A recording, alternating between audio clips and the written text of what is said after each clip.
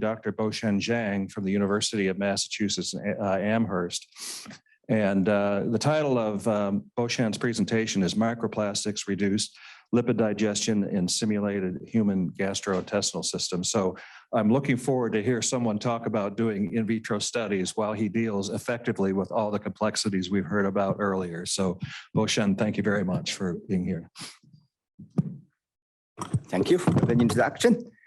Even Norman is not here, but I have to thank him for inviting me. I have to admit, when he invited me to give this talk, I hesitated. I said, I don't do study in real toxicology. He insists, but when I saw the program, I was so happy to see 2 microplastic talk. That's really set down my nerves. So anyway, so I really enjoyed particularly the 2 talks before me. So they set the stage. Again, I emphasized to Norm that this is simulated. I have to emphasize the word simulated gastrointestinal system. So this is again in vitro.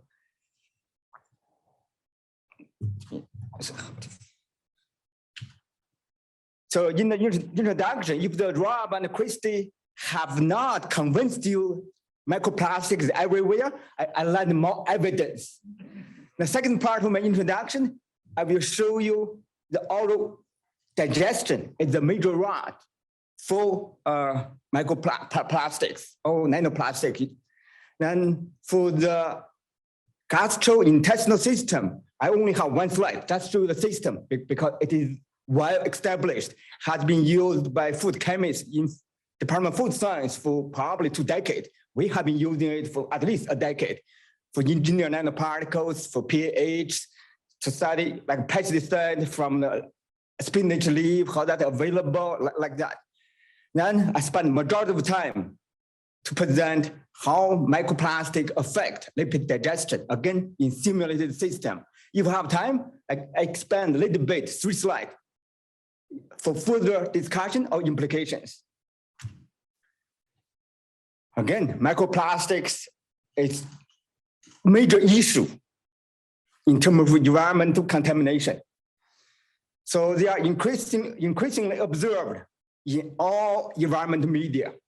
So that's all from literature data. It's not toxicity studies. It's basic survey or detections. Just like a conventional contaminants, microplastics, nanoplastic particles, they do not stay in one place. They do circulate, transfer between environmental medias, between air, water, land. The water as an example. In urban water, for sure. So you detect it, it's there. In this Antarctic pole, this poor little organisms, you see microplastic, the polystyrene in there. I think Christy showed an example in ice sample in Arctic. This is in the snow. You see plastic in there. Even in deepest trench in the ocean, both water and sediment, you have microplastic particles there. How do they get there? That's beyond my research, but they are there for sure. By training, I'm an environmental and soil scientist. I have to talk about soil. So they have a number of pathways getting to the soils, like plastic mulch. That's pretty common. If you drive in New England, it's kind of cold there. You see the plastic mulch early in spring. They don't take them away. They just plow them down there, one-time use. There are a number of other pathways, particularly sludge applications. Irrigation use recycled waters. Microplastics have been extensively detected in soil from human active areas to really high remote mountain regions. Now I talk about air, urban air. You do have plastic particles. In Tibet, the plateau, in the air, you have microplastics. That's in this country, we have this, we call protected area, basically national parks. The protected area, land, if you sample the airs, they have quite a bit of particles. If you look at this, we talk about deposition. It's that's 1 million tons per year to deposit on those protected areas. But you talk about the whole continent of US, I'm not going to calculate that number. It would be alarming. As I said earlier, so the land, ocean, they do have this dynamic exchange, significant amount. Just to give you an example for particle concentration, that's in England. There's a river Thames that's highly polluted. That per cubic meter water, that's 5 times 10 to the power of 5. That's number of particles. That's a lot of particles. The bad news is, if you look at the, I'm not modelers. I just take from those nice publications. Currently, that a few years ago, we talked about 100 to 500 particles per meter cube. By like 50 years later or so, you're going to increase. This is about the mass, milligrams, about 1,000 milligrams per meter cubes. But again, this modeling, they always have kind of limitations, but that's the prediction. At least the microplastic concentrations, they're pretty high. They are increasing rapidly.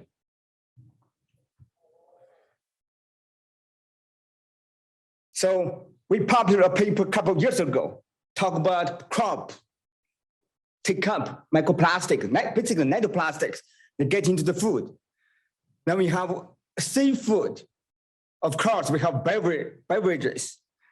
If you go to the literatures, the major route of exposure for human most likely will be auto injection. So that's why we study how microplastic affect lipid digestion in simulated systems. This example, we talk about a muscle, that's an individual muscle. You have 60 microplastics. You talk about some beverage, you have 5 times 10 to the power of 4 particles. Those bottled waters. Rob mentioned about this study, the tea bags, but this one just came out not too long ago. Environmental and technology, talk about cups. You look at the particles, that's a million particles per liter, again, depending on temperatures. Why do we see more particles in recent publications? That's simply just like any analytical procedures. We have better capability to detect particles now. Let's say 5 years ago, no way you can detect something like 2 micrometer particles, let alone nanoparticles, nanoplastics. So now we have a better way to detect nanoplastics. All of a sudden you see big numbers. During the COVID, I don't know about you, I don't eat, my wife said, don't go inside to eat. Take out, you look those take out containers, you do have plastic particles. I'm not trying to scare you, but I just want to present where the microplastic and nanoplastics are coming from. The first paper we published last year, that's from my own group. It's real data. We use the baby bottle nipples teeth. By manufacturer recommendations, you have to sterilize or disinfect the nipples each time before you use. We go through the same procedure as recommended. Sure enough, you release a lot of microplastic particles. Our instrument, nano IR, only is able to detect 600 nanometers. That's the lowest limit. But you have, I don't know about micro ramen, if you can detect something like 100 nanometers, that number will be increased even more. So after we published this paper in Nature Nanotechnology, seriously, I received a lot of emails, particularly moms. what are my recommendation? I said, after you sterilize the baby nipples, the bottom nipples, just wash them a few times. That reduced the number of particles significantly. They asked me, do you have any better materials? I said, I'm not a polymer scientist. You asked the wrong person for that question. But anyway, so there's concern in terms of the number of particles, but I don't know if they have any effect, hazard, risk, once you get into a human body. But in this case, we talk about most sensitive age group, like infant, 12 months or younger. Few years ago, like 2 years ago, this is not from my group. I think Rob also mentioned this study, talk about infant feeding bottles, the plastic bottles, of course, depending the region, I guess, depending how the parents, the mom feeding their baby. Obviously, certain regions, you have this per day, per infant, you have something like 3 million particles in this dark red region. I guess, like probably after 2 months, they start to use formulas. That's probably why. Rob showed this slide in his talk. He mentioned probably overestimated amount for intake. I have no idea. We don't know exactly how much plastics we ingest per week. But you talk about those particle numbers. That's from 3 years ago. I can guarantee that numbers are underestimated. But I don't know about the mass. But in terms of numbers, they most likely were underestimated, simply because we only detect big microplastic particles, not nanoplastic particles. So that's what I can see. That in terms of numbers, likely we are underestimating nanoplastic particles. I'm an environmental cell chemist, but I do read other literatures. This is from internal medicine literatures. They talk about human stools. They talk about 20 microplastic particles per 10 gram human stools. Again, that's the number most likely is underestimated because they don't detect anything less than, let's see, 1 micrometers or 5 micrometers. They talk about the big plastic particles. But in terms of polymer compositions, you will see they have all type of polymers here. Now we dig into the literatures. We've found microplastic particles do disrupt digestive functions. We have this little aquatic organism called pod. The microplastic reduce lipid reserves. We have this oyster, they changed fatty acid metabolism. That's got our thinking. So, like microplastics, like would they affect lipid digestion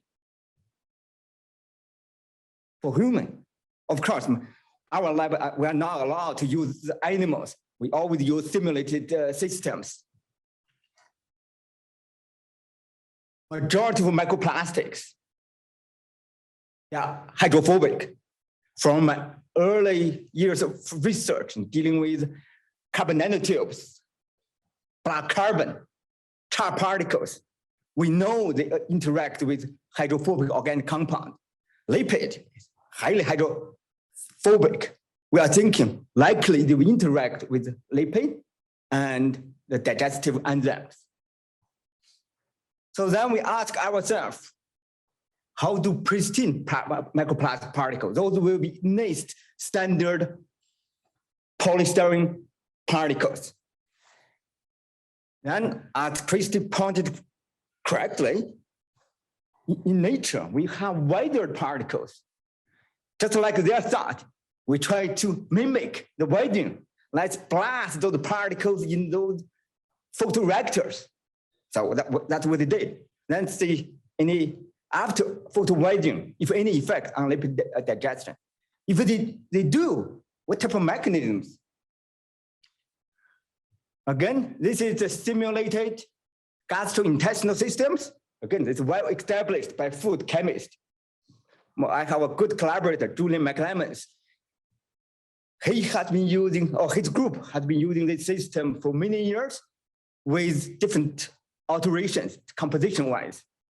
So we, in our lab, we have been using for a decade, dealing with engineered particles, light release from ingested solid particles. We have different concentration, type, size, aging means photo aging. Then we use olive oil, supposed to be good.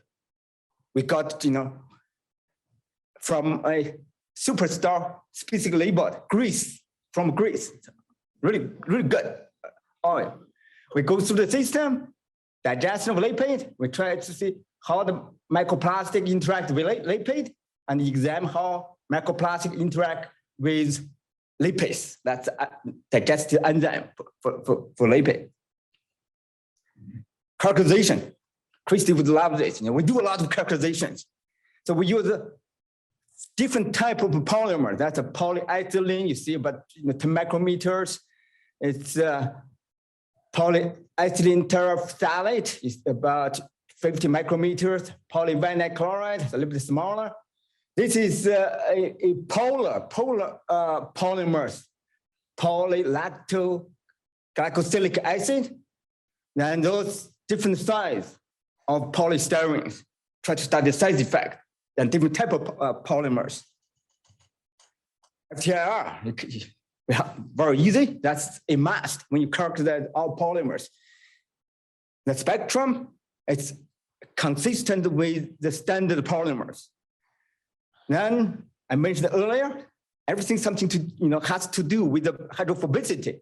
We did the contact angle. We got the polymer beads. We make a film. You see the contact angle of polystyrene, polyethylene, and PTE. Particularly for the first two, they're pretty high. Those ones are fairly still, compared with the other minerals, they're still high. You may ask me, where is this PLGA, that polylactoglycosidic acid? That's because it's so polar. When we make a film, we drop water, they fuse into the film right away. You don't have any kind of contact angle. So what we did, just like traditional organic chemistry, environmental organic chemistry, we do the KOW type of thing. So we get olive oil, we get the water, we put particle beads there, we shake them, leave there. As you can see, polystyrene. This is before we put into oil, mostly in the water, we talk about the particles. Then we put oil in there after we shake, get the phase separation. That's how much left in the water, almost negligible. So polystyrene, highly hydrophobic.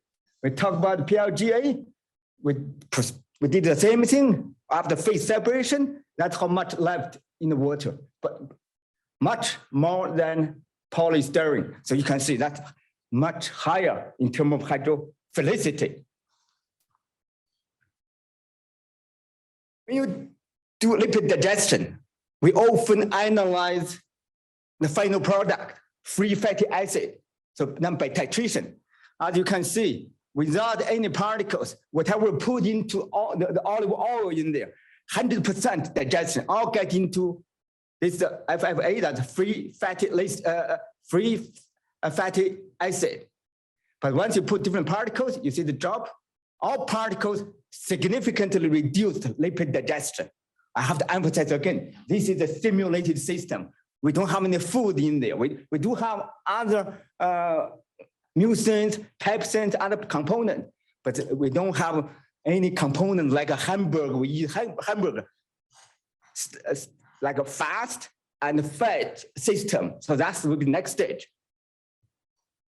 Then concentration dependent is polystyrene, 10 micrometers. The higher the concentration, the more inhibition in terms of lipid digestion. Interestingly enough, in this study, particle size is not an issue. We were puzzled. We don't know exactly why. So later on, we did the photo degradation, photo aging. We produced a lot of small particles, still not side effect. Likely, that's what we think. We published the paper. We argued we don't have enough data, but at least reviewers agreed. Likely, those small particles that get aggregate eventually get to the similar size at the 10 micrometer. That's very possible. So as you may tell, the hydrophobic ones reduced lipid digestion most. So then for the future, the experiment later on, we select 10 micrometer polystyrene. Then once get into the gut, like intestines phase, that's about 80 microgram per liter. People may ask me, where did you get that number? Again, we studied engineered nanomaterials a lot. We got criticized, really legitimate criticism. That's not environmentally relevant. The concentration is too high. So what we take at 5 grams per week. Then we went to the literature, again, the medical literature. In terms of, it's not how much water we drink. We talk about digestive fluid, your mouth, your gut, your stomach, pancreas. Each eye dot release digestive fluid, anything from 7 to 11 liters. That, again, I got confused before. It's not how much you drink, but that's talk about digestive fluid. So we select the middle number, 8, 9. So then we calculate that's the 80 milligram per liter in the intestinal phase. That's we got that number. And not something like we pick a number from air. So we went to the literature, try to figure out what's the best exposure concentration. This is a little bit background. This laser scanning confocal imaging. So we use the now, right? You see the polystyrene microplastic particles, no color, no stain whatsoever. Either in 480 nanometers, 560 nanometers, the overlap merged field or black is not stain. But if we talk about the lipid droplet, this olive oil droplet, we made something like about 1 micrometer emulsion droplet, not nano emulsion, micro emulsion, about 1 micrometer droplet. At 488, you have a beautiful, nice green color. Then at 568, you have this red color. The merged field is yellow. If you don't have lipid digestion, you will see yellow. Okay? But for free fatty acid, 488 nanometers, no color. But for 568, you have a red color. The merged field is red.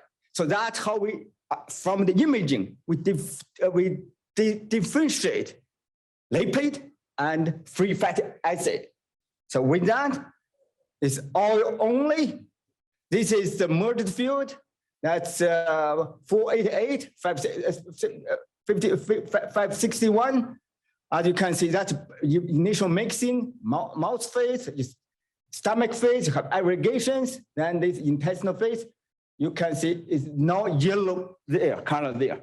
Whatever oil we put in there went through complete digestion.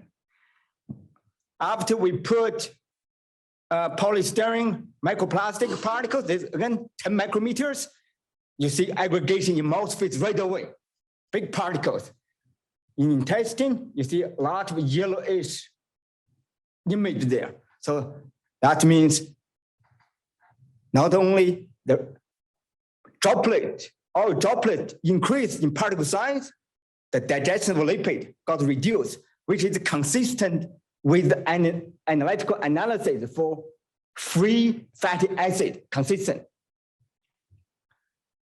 Now we think probably this is time dependent against the aggregation way before getting to the stomach.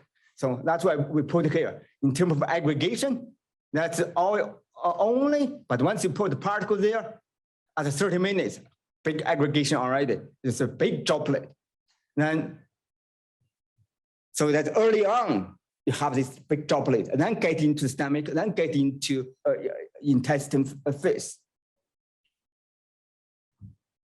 Then we observed this big droplet. So this the image at the bottom. We did not add any lipids. We don't have any digestion. We just want to see aggregation. So only that's about 1-2 micrometers or droplet. When you put particles there, big droplet. You see huge ones, 40, 50 micrometers. It's not due to electrostatic attractions. If you look at the zeta potential at pH 7, it's all got negative around 20 millivolts. It's not attraction. So it's highly due to, again, caused by hydrophobicity of lipid droplet and hydrophobicity of the hydrophobic surface of polystyrene particles. So I showed you some of those data earlier. So this is just the water. You see number of particles. Then once you here in the water, like there's impure water, there's a polystyrene oil. I'll get in there.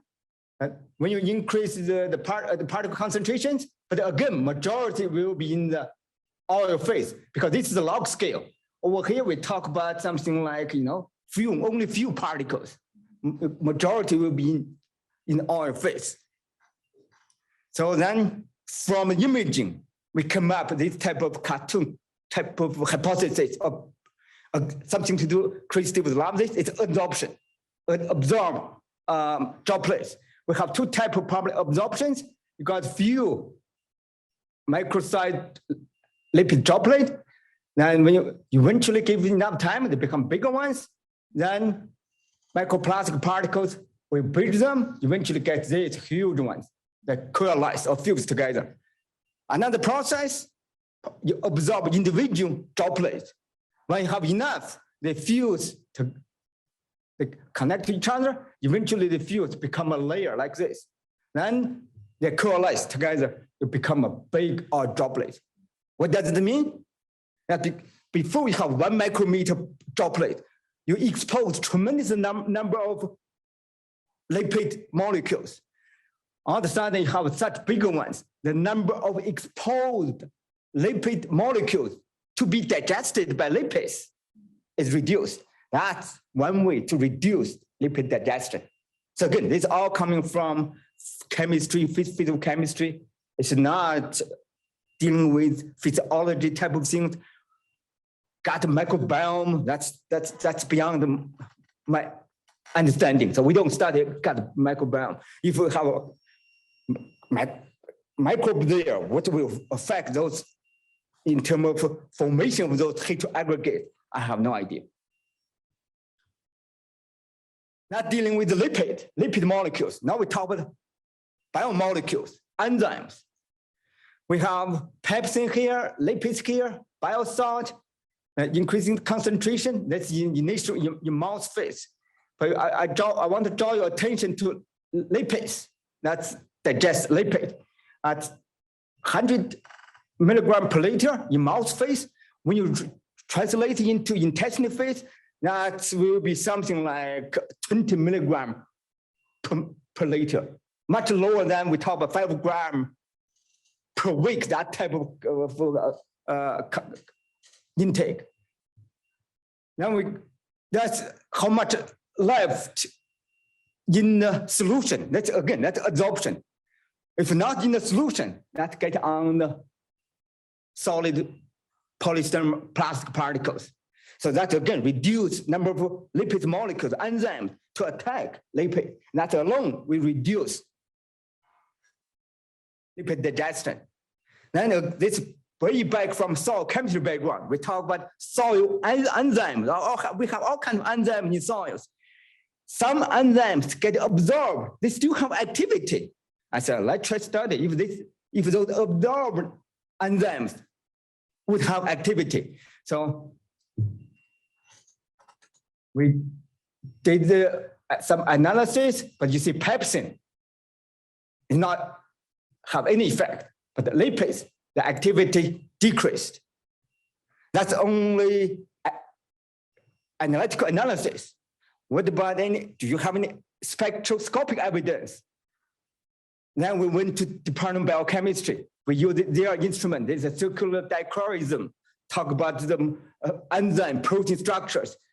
Pepsin, a little bit different, probably not significant, but you talk about lipids, that's with plastic particles, without, it's a big difference. So that we conclude likely it's the structure, the enzyme structure change, which may cause lose the activity. We also use fluorescence. This different concentration of plastic particles. We select this one residue in this lipids. I asked my student before I came, what's the residue, the amino acid? Tryptophan. So as you can see, with the increased concentration, you have a red shift. If you go to the literature, that tells you that tryptophan got exposed more into aquatic phase, aqueous phase. If you do that, structure change, which may also cause losing the activity for enzymes. I'm not computational chemist. My good friend, Brian, he does some of those computation chemical work, that's modeling. So I said, we cannot experiment, we use the experiment, we cannot measure those. So I get someone who helped me out. We did some simulations that polystyrene film, 100 polystyrene polymer chains, each chain with 60 monomers. The film is about 8 nanometers. That's all, as far as I know, okay? But if you look at the simulation time at 90 nanoseconds, you see not much contact here, but 90 nanoseconds later, that's a lipids. You have 80 amino acid or residue absorbed by the polymers. That's called lipids, that's called factor in enzyme. You got something like 40 absorbed into that polystyrene films. What's the force? It's not electrostatic attractions, mainly van der Waals forces, maybe paper stacking, as you can see from here. That's for it's a bluish one, it's collates with plastic particles, lipids, the red one with the plastic particles. So mainly the van der Waals forces, hydrophobic effect, and paper interactions. Now we get into this protein structure again. Alpha helix, beta sheet. With the time of simulation, you see secondary structure, the alpha helix increased, the beta sheet decreased. We don't have solid evidence. We think the structure changed, enzyme activity gets lost. Try to digest lipid.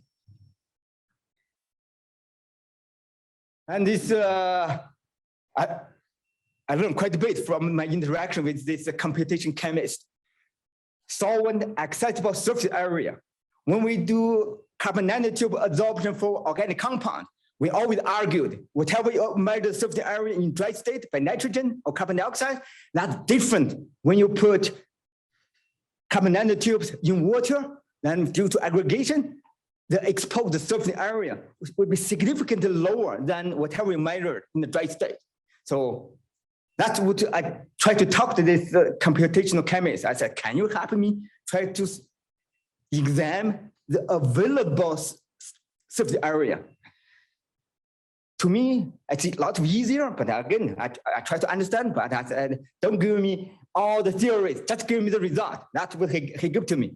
So as you can see, without the particles, with the particles, the solvent accessible surface area for 3 active sites got decreased. he calculated quite a few other active sites. That's three, that's enough. I just want to show we have this issue. So again, so some people may argue computational chemistry, they have all kinds of assumptions, parameters, you know, like when I was a graduate student, my professor often warned me, garbage in, garbage out. So, but again, I trust him. He said, I said, did you put the water there? He said, yes, we put the water there. So we did also the a simulation for lipid. As you can see, lipid, it's absorbed on the polystyrene surface much stronger than lipids, the enzymes. Quick mechanistic conclusions. Microplastic, polystyrene, we talk about polystyrene. They decrease the availability or number of exposed lipid molecules simply due to heteroaggregation, absorption and heteroaggregation. You make a big droplet. Let me check the time. Yeah, thank you. And for enzymes, polystyrene microplastic, they also absorb enzymes and also reduce their enzymatic activities. Also aging. That's why during the break, I told Christy, we did the same thing. We tried to put polystyrene microplastic particles in this reactor. We block UVC. We know sunlight. We have UVA, UVB, now UVC. We filter out the UVC. Christy said 2 weeks, not long enough. We put there 20 days. The particles definitely get smaller. You see particle distribution, you see the nanoparticles, but in terms of surface functional groups, we did not observe any change in terms of functional groups, no change. So that's, again, back to Christy's earlier comment. When we try to study whether the microplastics, those simulation reactors may not be good enough, or at least not long enough. So, nevertheless, they reduced lipid digestion, as you can see here. No particles, no, and we have photo-aged polystyrene particles. You see yellowish materials, that means the lipids are there, not fully digested. Let me give you a quick take-home message. All type of microplastic we use, hydrophobic one, hydrophilic ones, they all reduce lipid digestion in a simulated system, okay? Then lipid digestions decreased with increasing concentrations. Higher the concentration, more particles, they affect more the degradations. Photoaging still have effect, but not as dramatic as we think. We all know we have these additives in polymers. From our studies with engineered nanomaterials, those titanium oxide nanoparticles, copper oxide nanoparticles, now we're doing silicon oxide nanoparticles. Again, it's from USDA, we try to study how that affect. This in collaboration with the food scientists, they do examine gut microbiome in my system. See, that in fact, that reduce the degradation of lipid you have here. So in future, we may consider the additives in the plastics. We do a lot of absorption studies. We published a paper last year, absorb all kinds of chemicals on microplastic particles. As a carrier, in hydrophobic compound in water, concentration very low, but you can concentrate those particles on hydrophobic polystyrene particles, but that gets into aquatic mechanisms. What will have, what type of effect? So that probably should consider. Proteins. We all want proteins. Parents always ask their children, take more proteins. As a really basic material basis, cornerstone of our life. We need to address protein degradation, assimilation, how that affects by microplastics. That's my former student. We still collaborate. He's in China. That's my food scientist. We collaborate quite a bit using his simulated gastrointestinal system. With that, I'd be happy to take any questions if we have time. We have two. Thank you. Thank you very much for a very interesting presentation. One question here. This is an amazing talk. Thank you, so Krista. much. I just want to be clear about the lipase studies versus the lipid studies. And I'm trying to figure out with the lipase activity in a competitive enzymatic assay where you have the microplastic and lipids and the lipase, all three of them there. Are you saying that the microplastics and the lipids have an association in the mechanisms you show there, and then the lipase is deactivated because the lipase itself is trying to digest that microplastic lipid complex? So the lipase is not, it won't preferentially digest the lipids because the lipids are first being absorbed onto the microplastic particles. That's one part. Okay. That's lipid droplet definitely absorbed on the plastic particles. Okay. The lipase, this enzyme also got absorbed on the polystyrene particles. We did that absorption study too. So that absorbed lipase lost enzymatic activity when you compare with the free lipase. So the adverse outcome there physiologically is that if the lipase is not available, then in vivo, then it can't digest fats. So in that study, we take the complex, like microplastic particles with lipase on the surface. Yeah. Then we don't have any free lipase. Yeah. So then we put into a new system. Yeah. Try to study the drop of a fatty free acid activity, the concentration. So we observe it's definitely not as active as a free. Yeah, lipase. yeah. So No, that could potentially be a hypothesis for an adverse outcome, and I can't wait for you to bring that into in vitro system and in vivo system. So somebody need to do that. okay. We'll do it together. Yeah, I'm really not, that scares me away. I don't do this animal models. I'm not allowed to use animal anyway, but that's way complicated than I can imagine. Yeah, well, that was kind of actually my question was, sort of validation of the model with some sort of in vivo work, being the old veterinarian that I am. And thinking back on my graduate school days, you could place a cannula, you could do rodent studies, you could put indwelling cannulas, you could draw serum samples and measure lipid levels after you administer these things. Has any of that type of work been done to validate the model system? No, that's not aware of. We do have a food scientist, not Julian McClement. It's another food scientist professor in food science. In his lab, they are allowed to use mice. So we're not doing the microplastics. He's not interested in microplastics. We are interested in silicon oxide.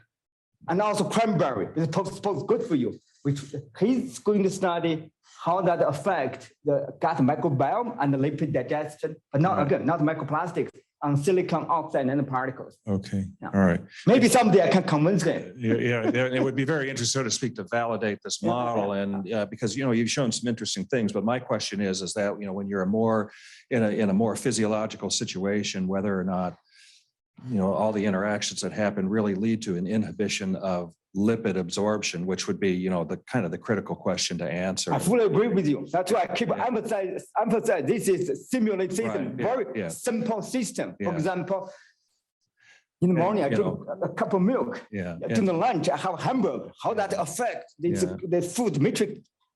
This complex system affect its lipid digestion. And again, it would seem to me that nothing's necessarily easy when you're doing animal studies on the one hand, but on the other, it would be relatively straightforward to do, sort of a 4x4 or 2x2 factorial design where you and then measure lipid levels after exposure. Absolutely, that sounds a feasible approach. I've got to get my food scientist. That's it. Convince him. Okay, excellent. Thank you. That's a really good suggestion. Critical study to do.